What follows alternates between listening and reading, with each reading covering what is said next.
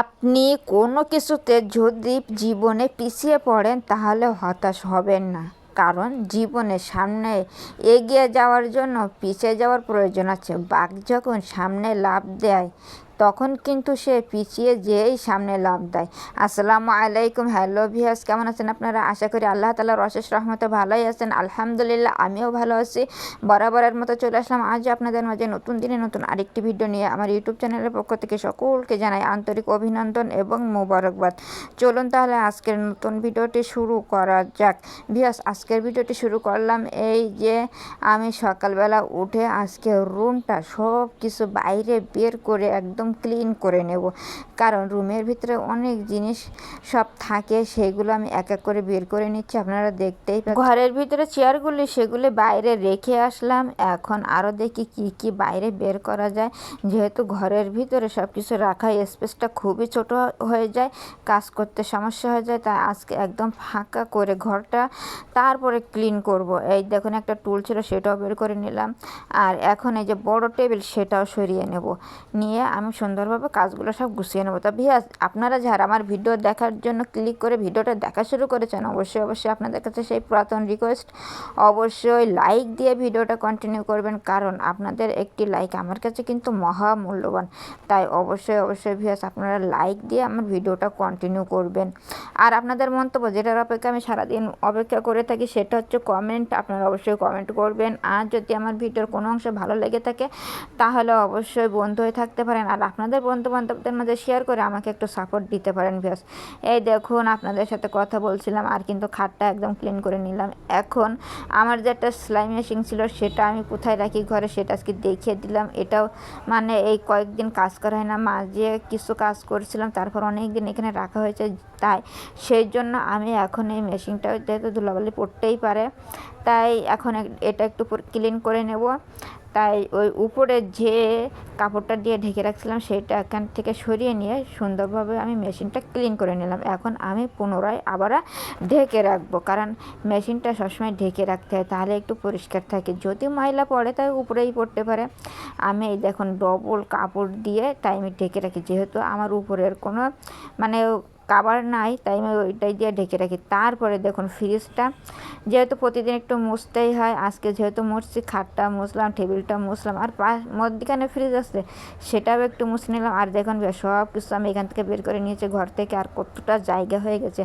আমি আমার মনের মতো করে এখন কাজগুলো করতে পারছি। ঘরটা এখন ফাঁকা করে নিয়েছি, কি করব, একটাই ঘর, মানে এই রুমের ভিতরে সব কিছুই রাখতে হয়। আর ওই রুমটা তো ফাতেমাদের রুম, আর এই রুমটার ভিতরে সব রাখতে হয়, তাই অনেক কষ্ট হয়ে যায় চলাফেরা করতে। তাই যা আছে তাতেই আলহামদুলিল্লাহ অনেক খুশি। এখন জায়গাটা বের করে আমি পুরো ঘরটা এখন ঝাড়ু দিয়ে নেব, যেহেতু এই সাইডে টেবিলটাকে ঝাড়ু দেওয়া সময় একটু নাড়িয়ে নিতে হয় টেবিলটা, যেহেতু আমি আগে সরাই দিয়েছি, এখন ভালোভাবে ঝাড়ু দিয়ে পরিষ্কার করে নেব। আর এখন আবার টেবিলটা আমি জায়গায় সেট করে দেবো, কারণ এখান থেকে তো আমার ঝাড়ু দিয়ে পরিষ্কার করা হয়েই গেছে, তাহলে এখন আমি ওই সাইডটাও ঝাড়ু দিতে পারবো। এই দেখুন বেশ সরাই দিয়ে আমি আমার বাকি জায়গাটুকু ঝাড়ু দিয়ে নিচ্ছি। আমাদের সিম্পল লাইফ, বুঝলেন ভিউয়ার্স, কার কাছে কেমন লাগে জানাতে কিন্তু ভুল করবেন না, বুঝলেন। এই যে সাধারণ জীবনযাপন আমার কাছে কিন্তু ভালো লাগে।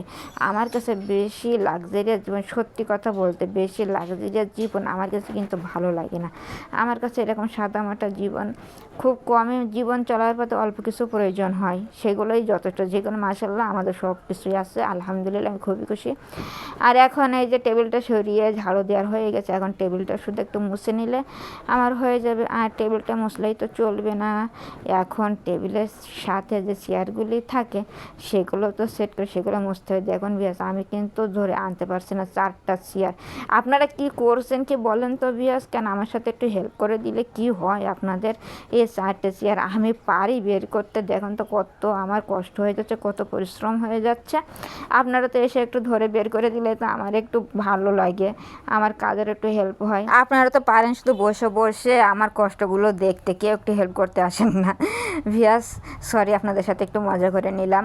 আপনাদের সাথে তো এমন কথা বলতে আমার খুবই ভালো লাগে, সেই জন্য বলছি। আর আমি কিন্তু কাজগুলো করছি, সত্যি কথা কি, কাজ করতে আমার এনজয় করি, কাজ করতে হবেই তো আমার। তা কাজ করব যখন এনজয় করেই করব, তাতে করে আমার কষ্টও কম হবে। এই দেখেন ভিউয়ার্স, আমার কিন্তু 4টা চেয়ারই সব কিছু মুছে একদম গোছানো, সব সেট আপ করা হয়ে গেছে। তাহলে আমার ঘরের সমস্ত কাজকাম হয়ে গেছে। কেমন লাগলো আজকের কাজগুলো আর ঘর ক্লিন করাটা কেমন লাগলো জানাতে ভুল করবেন না। তারপরে যা আনলো দুপুরের বাজার, আজকে বিশাল সাইজের একটা সিলভার কাপ মাছ নিয়ে আসছে। মাছটা কিন্তু মোটামুটি বড়ই আছে, আমি ক্যামেরা নাড়াচ্ছি তারপরেও আমি ক্যামেরায় ওকে একবারেই উঠাতে পারছি না, বড়ই আছে মাছটা। তারপরে আরও নিয়ে আসছে যে ঢেঁড়সগুলো ভাজি করা হবে আর ওই মাছটা রান্না করা হবে। আজকে যেহেতু বাজার করে আনছে এই দুইটাই রান্না করা হবে। এই মাছগুলো এখন সুন্দরভাবে কেটে বেছে পরিষ্কার করে রাখছিলাম, সে মাছগুলো এখন আমি ফ্রাই করছি। ভিউয়ার্স, আমি শুধু চিন্তা করি এই মাছ যদি জীবিত থাকতো আর যদি বলতে পারতো তাহলে কী করতো তা জানি না। তারপরে এই যে মাছগুলি ঝোল করার জন্য মশলাগুলো কষিয়ে এখন পরিমাণ মতো পানি দিয়ে দেব, কারণ আমরা যেভাবেই করি সেইভাবে আপনাদেরকে দেখাই, আর এইভাবে আমাদের কাছে খেতে ভালোই লাগে, তাই আমরা এইভাবে সবসময় ঝোলটা করি। আর এখন এই দেখুন মিশিয়ে এখন কিন্তু মাছগুলো দিয়ে দেওয়া হচ্ছে, কারণ ঝোলটা উতলাই গেছে। এখন মাছগুলি দিয়ে দিলাম। মাছগুলো দিলে আর এখান থেকে 10 মিনিটের মতো কুক করলেই হয়ে যাবে। 15 মিনিট অত লাগবে না, 10 মিনিট মতো কুক করব, তাহলে আমার হয়ে যাবে আজকের মাছ ঝোল। আজকের খুব সিম্পল রান্না। ঢ্যাঁড়সটা আমি খাই না, কিন্তু এই মাছটাই আমার জন্য আজকের খাওয়া। মাছটা দিয়ে আজকে চলে যাবে। তারপরে দেখুন ভিউয়ার্স, এই যে ফাইনাল লুকটা আজকে একটু দেখিয়ে দিলাম। আজকেও কিন্তু ফাইনাল লুক নিতে ভুলে যাচ্ছিলাম প্রায়, তারপরেও আপনাদের কথা চিন্তা করে আমি ফাইনাল লুকটা নিয়েছি। কেমন হয়েছে জানাতে আপনারা কিন্তু ভুল করবেন না মাছ ঝোলটা। তারপরে এই যে সেই ঢ্যাঁড়সগুলো আনছিল, সেই ঢ্যাঁড়সগুলো এখন ভাজি করার জন্য কতগুলো আলু কুচানো আর ঝাল পেঁয়াজ লবণ যা যা লাগে তাই দিয়ে সিদ্ধ করছি। সিদ্ধ করার পরে এখন যেহেতু কিছুটা সিদ্ধ হয়ে গেছে, এখন সেই ঢ্যাঁড়সগুলো অ্যাড করে দেবো। যেহেতু ঢ্যাঁড়সগুলো খুব তাড়াতাড়ি সিদ্ধ হয়ে যায়, তাই এটা একটু পরেই দেই। আপনারা কি করেন তা জানি না, আমাদের একটু শিখাই দেবেন রেসিপিটা। আপনাদের কাছে পরামর্শ নিয়ে ইনশাল্লাহ সেইভাবে করার চেষ্টা করব। আর আমরা যেভাবে করছি এইভাবে আপনারা ট্রাই করতে পারেন, কারণ ঢ্যাঁড়সটা নরম থাকে, বেশি সিদ্ধ হয়ে গেলে ভালো লাগবে না। আর এই ঢ্যাঁড়সে ওই যে এটা দেখতে পাচ্ছেন না, ঢ্যাঁড়সটা দেখেছেন একদম পানি শুকাই গেছে। আর এটার অল্প একটুখানি নাড়াচাড়া করবো, আর অল্প একটু সিদ্ধ করতে হয়, বেশি সিদ্ধ করা লাগে না। কারণ সিদ্ধ না লাগার একটা কারণ আছে, সেটা আমি আপনাদের এইবারে দেখিয়ে দেবো। এই দেখুন কিসের জন্য ঢ্যাঁড়সটা বেশি সিদ্ধ করতে হয় না, ঢ্যাঁড়সটা সবসময় বেশি একটু ভাজতে হয়। যেহেতু ঢ্যাঁড়সের এই যে এই কি বলবো, এটা বলে ক্যালসিয়াম। ঢ্যাঁড়সের ভিতরে যেটা থাকে ওইটা হলো ক্যালসিয়াম। ওইটা বেশিভাবে সিদ্ধ করলে ওইটা নষ্ট হয়ে যায়। ওইটা কিন্তু শরীরের জন্য উপকার, ওইটা কিন্তু শরীরের ক্যালসিয়াম বৃদ্ধি করে। এই যে ঢ্যাঁড়স, এতে অনেক ক্যালসিয়াম থাকে। আর থাকে পুঁই শাকে। আমরা শুধু মনে করি যে অনেক দামি দামি খাবারে থাকে না, সাধারণ এসব খাবারেও কিন্তু অনেক পরিমাণে ক্যালসিয়াম থাকে। এই যে আপনারা যে নালাগুলো দেখতে পাচ্ছেন না, এই ঢ্যাঁড়সের যেগুলো, ওগুলো কিন্তু ক্যালসিয়াম। এইগুলো যারা ঢ্যাঁড়স খেতে পারেন তারা কিন্তু মানে বেশ উপকার পাবেন, কারণ এইটা শরীরের জন্য এত পরিমাণ উপকার, ক্যালসিয়ামের ঘাটতি পূরণ করে।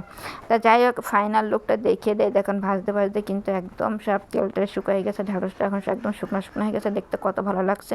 তবে আজকের ভিডিওটা কেমন লাগলো জানাতে ভুল করবেন না। বন্ধুদের সাথে থাকবেন। এই পর্যন্তই, আপনাদের কাছ থেকে বিদায় নিচ্ছি। আল্লাহ হাফেজ, আসসালামু আলাইকুম।